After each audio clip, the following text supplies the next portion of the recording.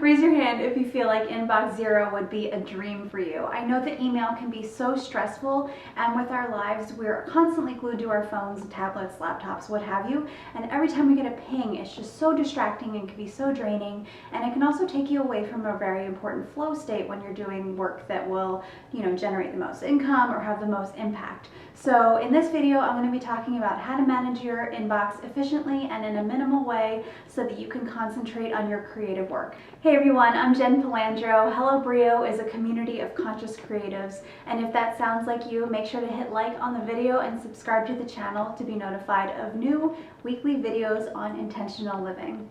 First things first, you want to delete email from your phone and your tablet, and I know that seems insane, but it's going to be really effective. When you make the shift to check email from your phone and only checking it on your computer, you're going to end up having a much more efficient time processing emails on your computer. The other thing is to make sure that you keep your email tab closed the entire day. So if you use Gmail, keep the tab closed. If you use Outlook, close the app entirely.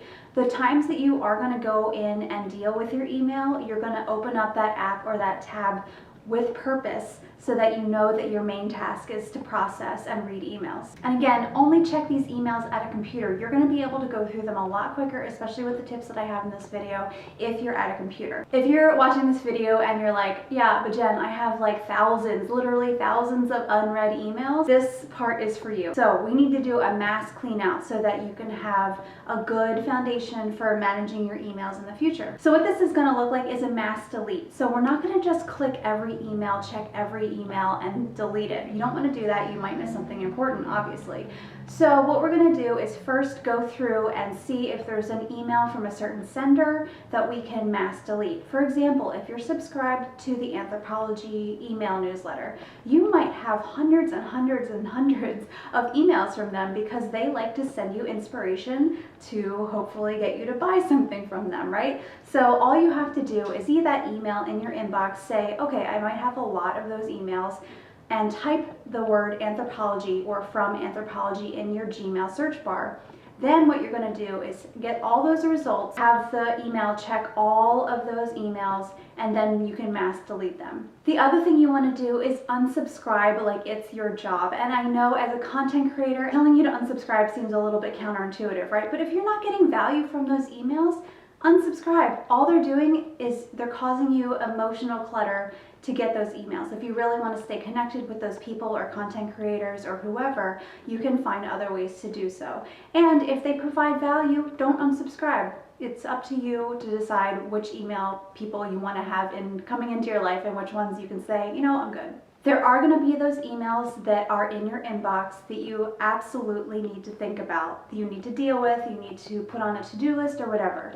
Keep those in your inbox and we'll deal with them later. This initial clean out might take a while, and you might have to even break it down into like 15-minute chunks for every day for a week until you're completely done. But I promise you it's going to be worth it because it's just going to help you feel like you have a good place to start to have daily email management locked in. Now that you have your inbox cleaned out, all you have to do is schedule in your time for daily upkeep. For example, I only check mine once in the morning and once in the afternoon. The times might be a little bit different depending on the day, but really if I process emails for about a half an hour in the morning and a half an hour in the afternoon, everything gets taken care of and I can just go back to my life. My number one tip for daily upkeep: only touch emails once. And this is a principle I try to use everywhere in my life, is to only touch something once, so that you're not picking it up, dealing with it, putting it back down, dealing with it again, and you have just like this constant cycle of like, oh yeah, I need to deal with this, what do I do with this, where do I go? So for quick emails,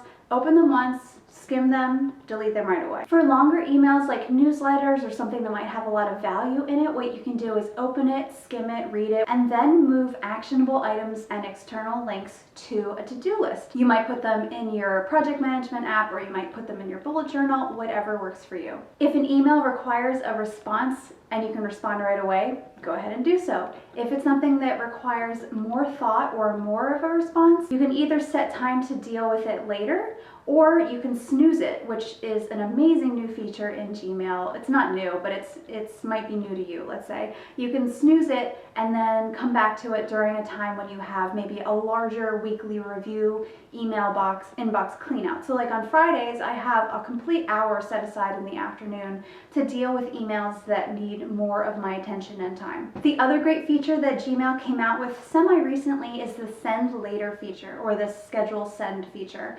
If you're reading your email on, let's say, Friday, or even on a weekend when you're not really supposed to be reading email, you can schedule a response for Monday morning so that people won't feel compelled to respond to you during a time where they might expect to have off. I hope this video really helped you. If you want more instructions or any sort of like detailed technical stuff, make sure to check out the blog post that's going to be linked below. I'll see you next week.